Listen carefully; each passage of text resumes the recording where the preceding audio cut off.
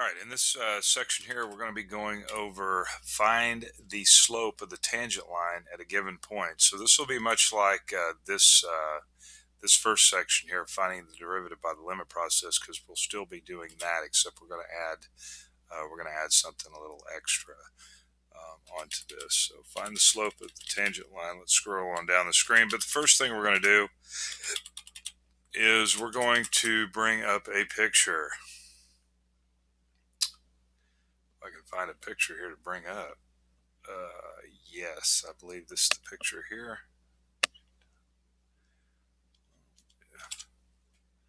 Okay, so you should be able to see this. All right, this is this red line right here. As you can see, this is going to be the graph of the function that we're going to be looking at, and that is just I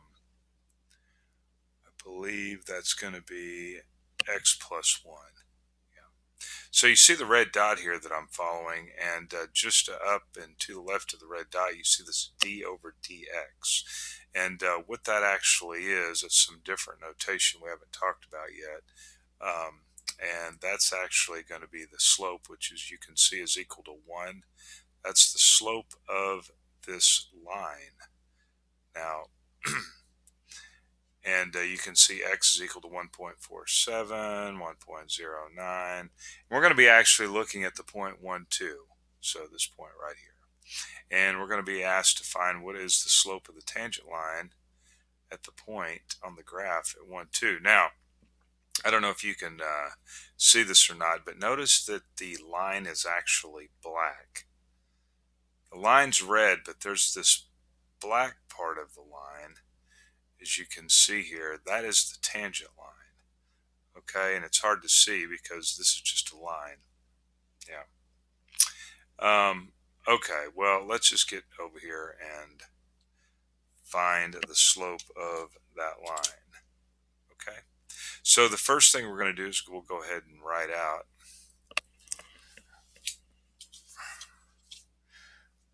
and I think we're going to call the function, let's see, we'll call it m. How's that? And I think probably what I need to do here is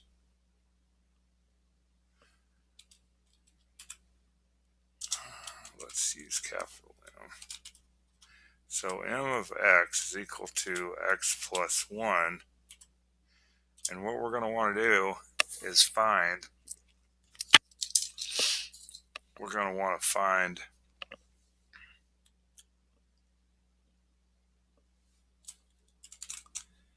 m prime of x. All right, so just like in the previous section, we're going to be finding the derivative, and we're going to be using the definition of the derivative, the limit.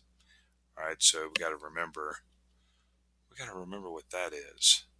Okay, got to remember what that is and write this in. So I don't know, what did we use? We used delta x last time. I think that's probably what I'll use again. All right, so we'll just write this out. Delta x is going to 0. All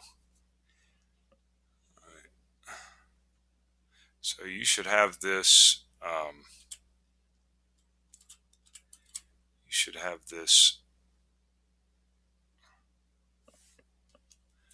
Memorized by now.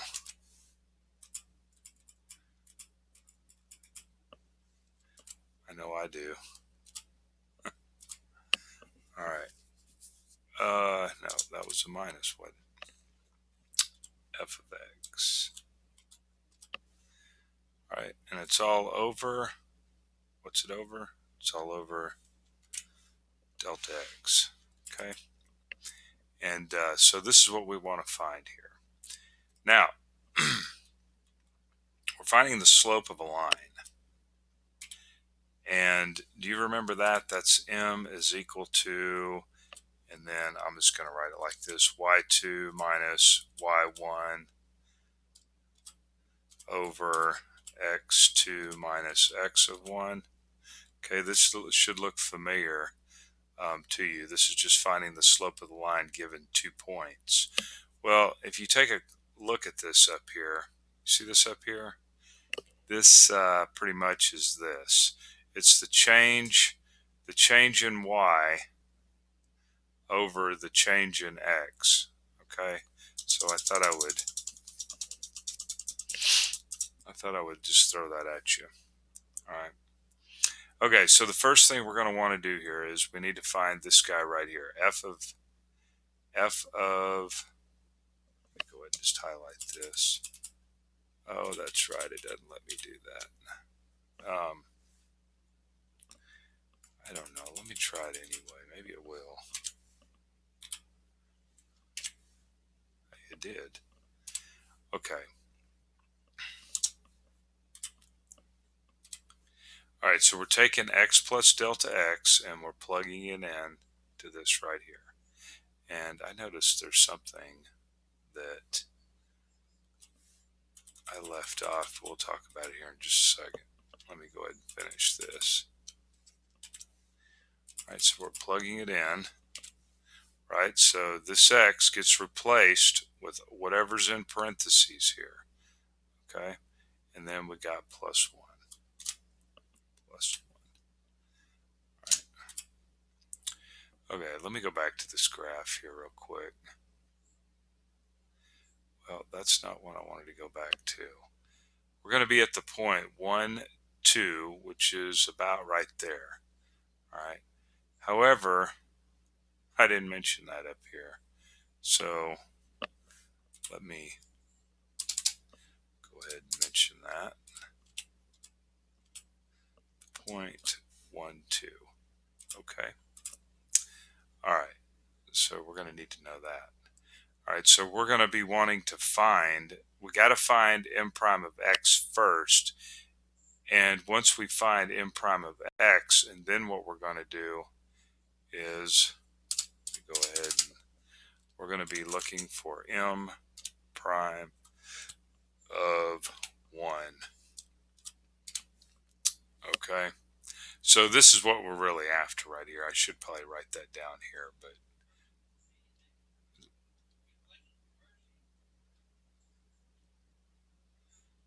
okay.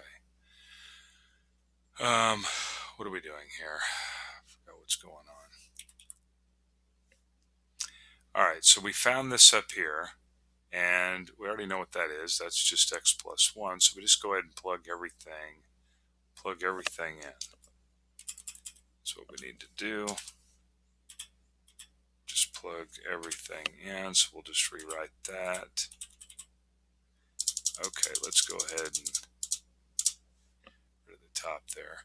So we got x plus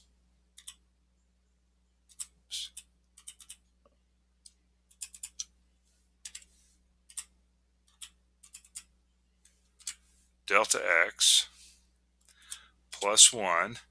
Okay, that's this part right here. And then we have minus. Now remember, don't forget, you have to put parentheses around this because of that minus sign. If you don't, you're going to end up messing this thing up.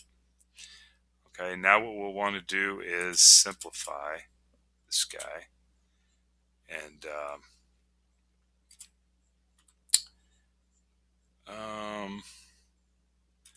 yeah, we'll just rewrite it.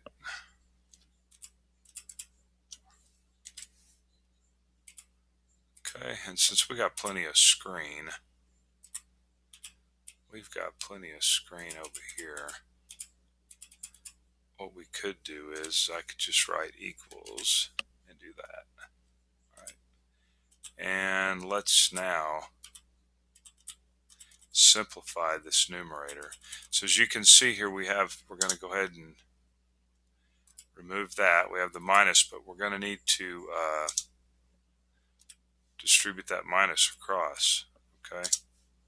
All right, so as you can see here, we have an x and a minus x and a plus 1 and a minus 1. So what's going to happen here? Well, they're all going to just disappear, and a delta x over delta x just becomes 1. And so that all just became 1, which is equal to